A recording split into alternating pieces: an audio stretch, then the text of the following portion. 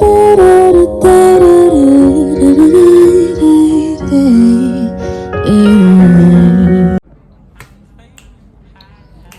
guys, it's still me, yeah, the same day, the same makeup, the same place, the same sitting. I don't just want to make the video too long, so let's continue. So what we're saying is that consequently they all manifest. When it manifests physically, manifest either feminine or masculine way. So this idea may seem startling if you are hearing it for the first time, but you have all like really passively in your everyday conceptions you accepted it, because like we speak of fatherhood of God and the motherhood of nature, of God the divine father and nature the universal mother, and I've thought instinctively acknowledge the principle of gender in the universe. It's not so. Everybody's talking about how mother nature this, and how God the father this, God the father this. So like God is like the mind, like the manifestation is like nature. Those are like the two parts that like nature is usually divided into, cause so that things can easily more flow. So like it's more like for the all to know itself better. But the hermetic teaching does not imply a real duality. The all is one. Two aspects and many aspects of manifestations, just like what I've been saying. So the masculine principle manifested by the all stands in a way apart from the actual mental creation of the universe. It projects its will towards the female principle, which may be referred to as nature, whereupon the latter begins the actual work, as the feminine principle actually begins the actual work of the evolution of the universe from simple centers of activities onto man, and then on to still higher, all according to the well-established and firmly enforced laws of nature. If you prefer the old figures of thought, you may think of the masculine principle as God, the Father, and the feminine principle as nature. The universal mother from whose womb all things have been born. So the all is the mind, the body, emanation, and the manifestation, like the nature, like the way the things is being brought forth is like the feminine aspects. So they both work together, they're both one. It's the same, just that when they come out physically, we're not the all. So we have to be split and to better understand the all. For the all, even in the Bible, because the Bible is also broken down in parables and if like I don't want to say euphemisms in parables and philosophy. So there's some underlying things in the Bible you can grab, but like they are hidden in stories and in proverbs and in axioms. So there are also axioms in the fucking Bible.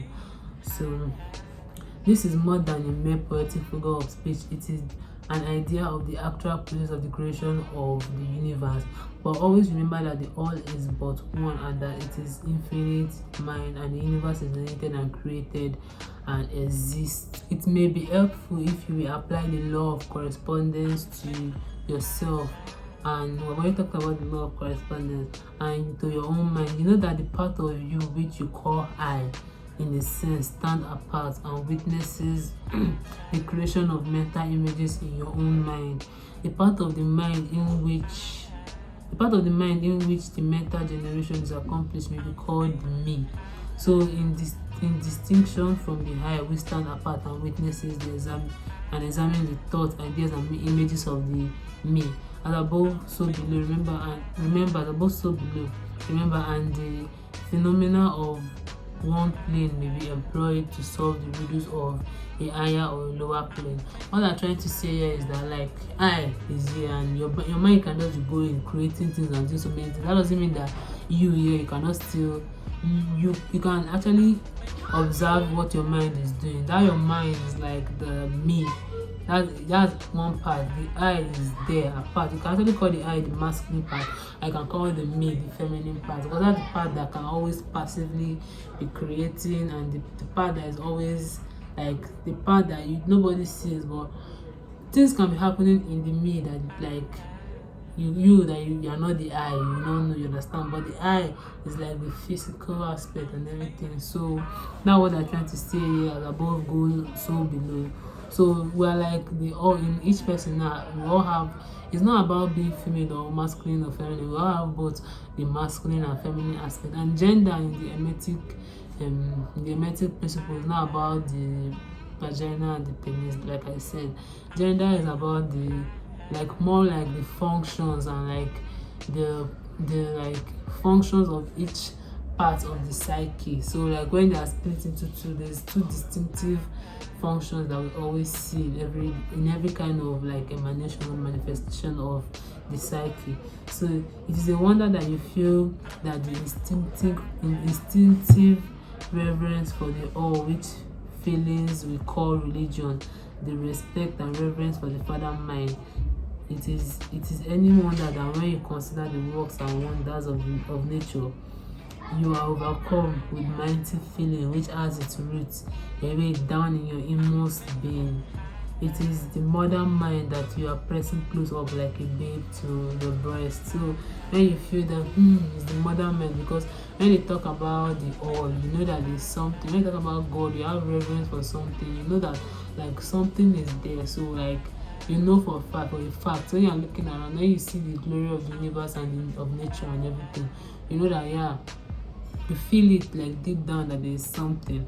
So like nature is there, you know what nature is, and you know what the spirit and the all is. Do not make the mistake of supposing that the little world you see around you, the earth, which is merely a grain of dust in the universe, is the universe itself. Like don't even mistake that.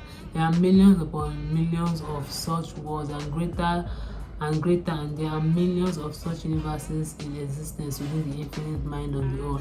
And even in our own little solar system, there are regions and planes of life higher than ours, and beings compared to which we earthbound mortals are like slimy life forms that dwell on the ocean bed when compared to man. Like there are beings that are higher than us that were like warm compared to them. That was this part is trying to say.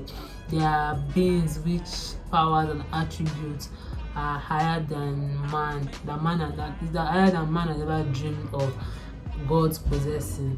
And like what the people that like refer to as our God, the kind of power that we imagine our gods to have, they're actually beings that live and have such powers. And yet these beings were once as you and still lower, and you even as they will still go higher in time, and such is the destiny of man as reported by the Illuminati. So what they are showing here is that everyone will pass through different stages of life. Everybody will pass through different stages of life. Everybody will pass through different universes. And yeah, your girl needs a fucking mic. You see me like leaning in or leaning in and out of the shot. It's because I'm anxious and I'm like cutting the video and restarting it again, because I've been doing so many videos today. Like I did TikTok today, but I still need to do more TikToks. So, and death is not real, even in the relative sense. It is but birth to a new life. So, and we shall go on and on to the higher and still higher planes of life for eons upon eons of time. So that's what death really is. The universe is your home, and you shall explore its farthest recesses before the end of time. You are dwelling in the infinite mind of the all, and your possibilities and opportunities are infinite both in time and space. They all shall draw back into itself all of its creations, and you will go gladly, for you will then be able to know that you'll be able to know the old truth of being at one. For then you'll be able to know the old truth of being at one with the all.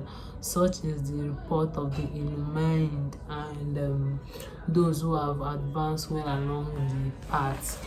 So thank you. So, and in the meantime, rest calm and serene.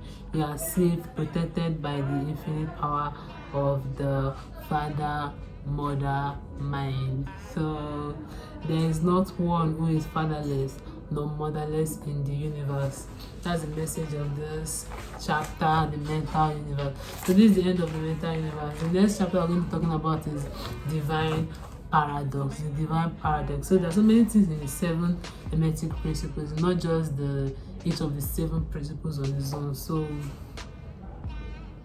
today I've been kind of crazy, very crazy. So Thanks for watching. Thanks for still being here, and just thank you anyway. I'm so happy that like I've been wanting to do so many things. I've wanted to start a YouTube channel and blah blah blah blah blah blah blah blah, starting like my life story. So anyway, thanks for watching. Like and subscribe, and please stay tuned, okay? Because I'll always be posting all up in this channel. I'm going to open another reaction channel for animated reaction, because I'm trying to learn how to animate, so that way I can say more shady and crazy things in my animation. Because now I don't want to say some things because like to be tired to coming out of my face.